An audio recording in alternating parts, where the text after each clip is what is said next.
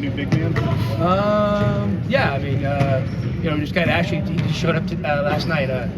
Shimmick's going to be a GA. I mean, we never replaced Ryan when he went to Xavier, and there's a ton of value having a big man GA, and there's just not a lot of them out there. And obviously, he and I have a special relationship and a long history. And unfortunately, the game, his body's not letting him play the game anymore.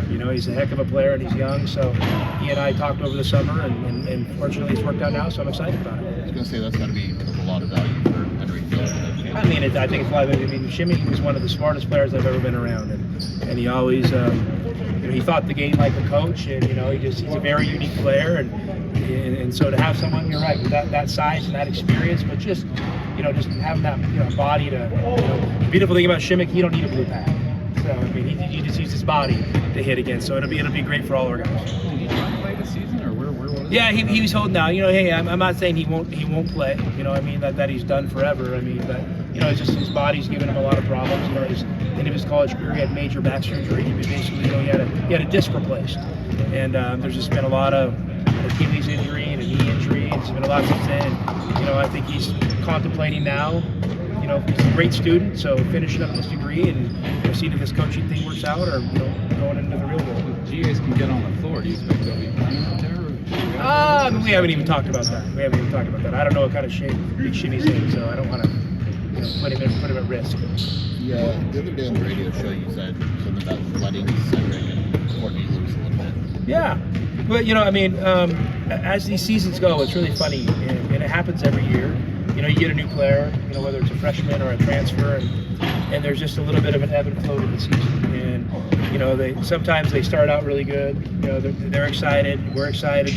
Then you start coaching them, and hey, you're pointing out mistakes, and they're good kids, so they're trying not to make mistakes. So they sometimes get caught in between a little bit, but it's part of the growth process. I mean, you got to keep coaching them to help them get better in your system. And then at some point, you also gotta give them the freedom to go out and be who they are. So, hopefully we're at that point of the season, and it's nothing anybody did wrong, and they both have really, really, really helped us this year. So, we need to continue to do that. Cedric talked about the guards and forwards being better and not letting Azulis and Lar do all the work, just tackling the ball. Do you see the same? Well, 100%. I mean, listen, and our bigs need to rebound better. I mean, rebounding's a 5-man job, and when we rebound really well, we're a pretty good team. And I don't think that's rocket science. I mean, that's kind of how basketball works. So, we hopefully we can step up our urgency on the glass, and hopefully that'll help us out. You mentioned Oregon being the best for your team. Yeah. How do you address that with your team? Well, I mean, you just tell them. I mean, that's how these seasons go. Teams coming off losses sometimes are a little more desperate than teams that haven't. And but now that being said, I'd always rather be on a winning streak. But yeah, I mean, Oregon was a team. They had maybe a little bit of a rough start to the season for whatever reason, and I'm sure injuries are part of it. They obviously had a tough night on Thursday against Arizona State, and they came out and they played really, really hard. I thought they played really, really well against us. So, after that game, I mean, obviously you're not happy you lost, but that one hasn't really stuck with me. I mean, we're moving on and excited for this week. Are you seeing any issues or anything in these players, like in the second half of games? I mean, for sure. I mean, we're getting a little bit, tired. Certain guys are. So, we're going to try to, whether we, mix up our rotation a little bit or practice a little bit differently. But, it's part of it. I mean, part of it is, you got to have some mental toughness in you, and you got to fight through the fatigue as well. As a coach, where you in the past have considered starting lineups and stuff like that, what goes into that whole thought process? Traditionally I haven't really done it. So I'm a guy that believes in certainty, and just because somebody starts doesn't mean that they're gonna get all the minutes. I mean, there's nothing there. You can rotate your guys however you want. So I think you always just take into consideration what's best for your team overall, and what's best for the individual players. What's your thoughts on USC? It seems like not a lot of people are talking about it. I mean, that kind of seems like the case a little bit here and there, but they're a good team. They're a really good team, and they have two really good perimeter players, and Drew Peterson's a really unique college player, and Boogie's an experienced bucket getter, and then Morgan's really coming on inside for him, and then those other guys might be role players, but they're talented. I mean, they got length and athleticism and talent, and they're aggressive. So I mean, they're a handful, and we know it's gonna be a battle. You you have a shot blocker in there like Oregon, does that change a lot? What you like to do? We played against a lot of shot blockers this year, so I mean, yeah, it doesn't make it easier. There's no doubt about that. Do you think this team is better shooting than it has been?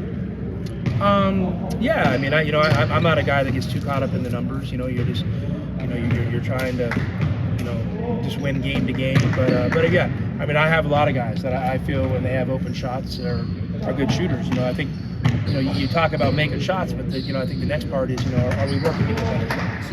And to me, it comes down to shot quality at the end of the day, as opposed to just making shots. Talk about the second half of the team, but also this is like the third week in a row where you're gonna have a day game after a Thursday game, and two yeah, really I mean, tough teams it's this week too. scheduling. I mean, it's scheduling. It's dictated by TV, and I mean, obviously, you're getting put in prime time slots. So it's an envious position to be in. It's where you want to be. So we're not complaining. We're not overthinking it, and we're hoping we play well Thursday, fully energized, and we hope we turn around Saturday and play fully energized.